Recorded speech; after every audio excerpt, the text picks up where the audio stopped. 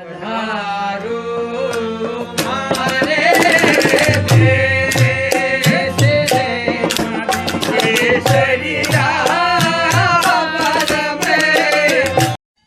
आज रंगीले राजस्थान के रंगीले शहर जोधपुर के स्थापना की कहानी बताने जा रहे हैं, जो कई मोड़ से गुजरी है।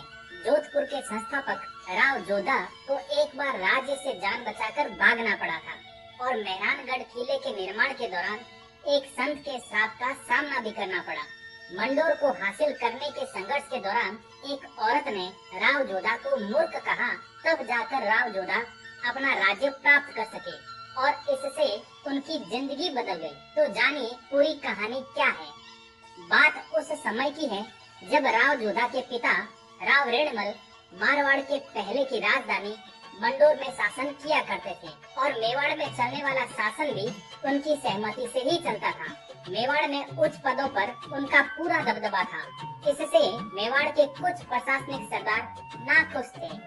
नाखुश सरदारों ने मेवाड़ के राजा महाराणा कुंभा और उनकी माता सौभाग्य देवी को राव रेणमल के खिलाफ भड़का दिया और एक दिन षड्यंत्र रचकर गहरी नींद में सो रहे राव रेणमल की हत्या करवा दी।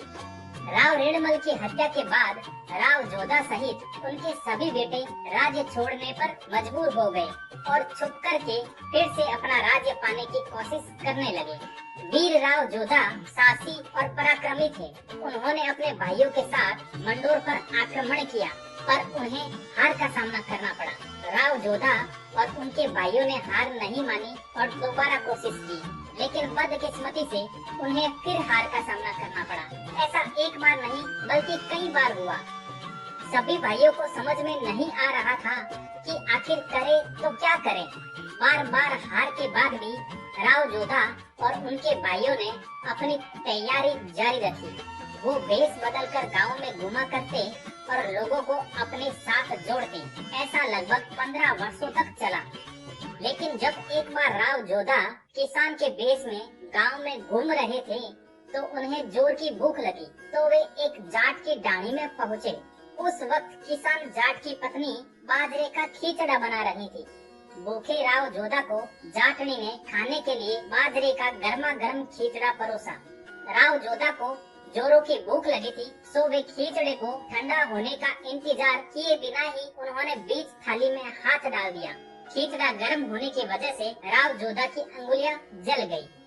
यह देख डाणी में रहने वाली जाटनी ने हंसते हुए कहा, अरे भाई, क्या तुम भी राव जोधा की तरह मूर्ख हो? यह सुन राव जोधा चौंक गए और उन्होंने जाटनी से पूछा, ऐसा क्या किया राव जोधा और मैंने जो आप हम दोनों को महामूर्ख कह रही हो?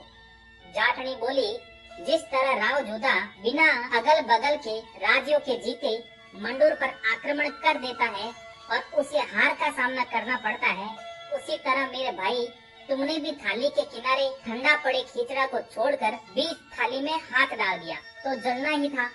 इस छोटी सी घटना ने राव जोधा की आंखें खोल दी।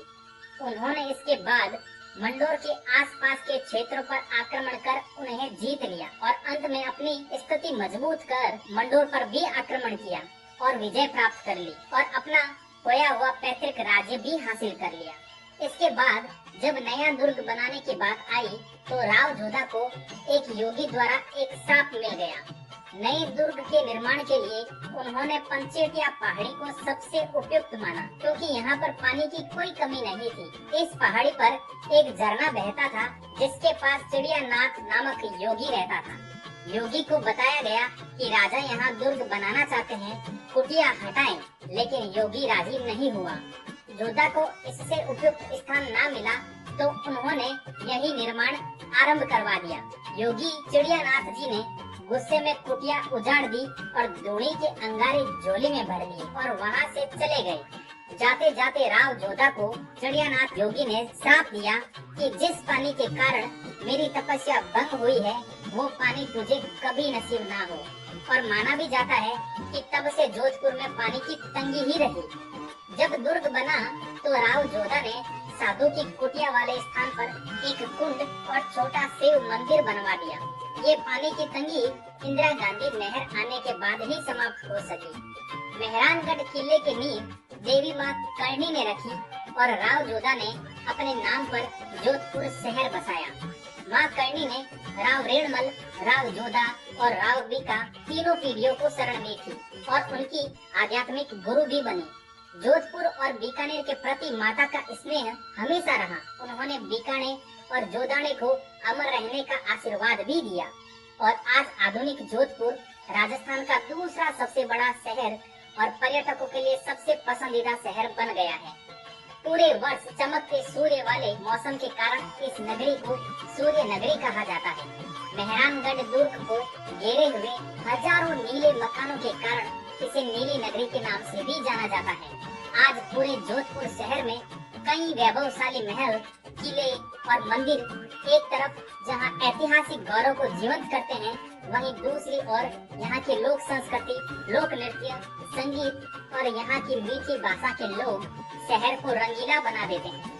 खान पान हो या पहनावा, चाहे कोई उत्सव हो या यहाँ के लोगों की जीवन शैली, हर तरह से पर्यटकों को लुभाने वाली है।